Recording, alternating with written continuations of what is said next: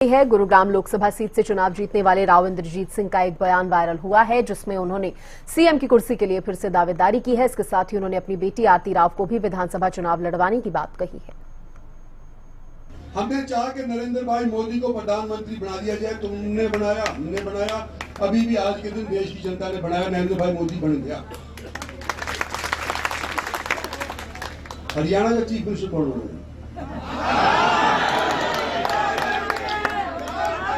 ये सवाल अब हमारे सामने आएगा तो सोचेंगे, विचारेंगे, बात करेंगे, पार्टी से भी करेंगे, पार्टी की टिकट लड़ने की कोशिश करेंगे। मैं यूं कह रहा हूं कि अब हरियाणा के इलेक्शन के लिए हमने तैयारी करनी पड़ेगी। भाई जो हमारे से रूस गया, तुमको पता चल जाएगा 1 दिन में, 2 दिन में, गांव में तो तुमको पता ही चल रहा है। ये हमारे को दक्षिणी हरियाणा के मार्फत ही सत्तासीन होना है, नहीं तो नहीं होगी। आपके बीच के अंदर आकर के ये संदेश देना चाहता हूं कि हरियाणा के इलेक्शन हो सकता है समय से पहले भी हो जाए, और आरती को मैं लड़ाऊंगा।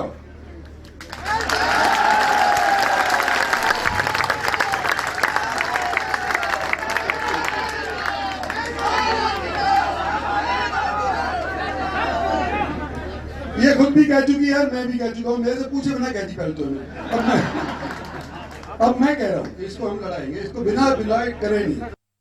हमारे को हर दक्षिणी हरियाणा को अपना हिस्सा राज्य के अंदर मिले, इस चीज की हम मंशा रखते हैं और इसके लिए हम प्रयास करेंगे। इन 5 साल के अंदर जितना हमारा हिस्सा होना चाहिए था या जितना हमारे तरफ उनका रुझान होना चाहिए था, वो मेरे को नजर नहीं आया।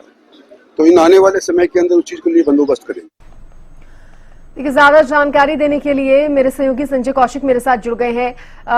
संजय, जिस तरह की खबर भी पहले भी ये सामने आ चुकी है, एक बार फिर से सीएम पद की दावेदारी को लेकर बातें सामने आई है, और जिस तरह से तमाम बातें राव इंद्रजीत सिंह की तरफ से कही गई हैं, किस तरह से उनको देखा जाए, समझा जाए?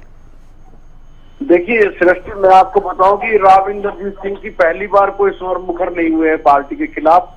ये ऐसी जो है बयानबाजी पहले भी कर चुके हैं, और कहीं ना कहीं जो मुख्यमंत्री को लेकर इनका जो एक मोह है कि ये मुख्यमंत्री बनने के लिए बड़े आतुर दिखाई देते हैं। जैसे ही चुनाव के नतीजे आते हैं, इनको लगता है कि पार्टी का जो है, भारतीय जनता पार्टी का अपने दम पर बहुमत नहीं आया है, तो ये एक दबाव बनाने की राजनीति है। और क्योंकि इन्होंने अपनी जो बेटी आरती राव है उनको भी स्थापित करना है, तो ये पार्टी पर दबाव बनाने की एक नीति है। और इसमें कोई शक और शुबा नहीं है कि दक्षिण हरियाणा की वजह से ही लगातार दोनों बार जो हरियाणा में भारतीय जनता पार्टी की सरकार बनी है, क्योंकि यहाँ से ही विधायक जीत कर गए थे। लेकिन राव इंद्रजीत सिंह बड़ा कद रखते हैं कि दक्षिण हरियाणा में, और कहीं ना कहीं सभी सीटों पर इनका प्रभाव भी है। लेकिन जितने वोट के अंतर से इस बार इनकी जीत हुई है, इनको भी कहीं ना कहीं जो है इनके अंदर भी एक कटुता है कि भाई पार्टी ने उनको हरवाने की कोशिश की, जो पार्टी के सिपाही थे उन्होंने हरवाने की कोशिश की, वह मुश्किल ये जीत पाए।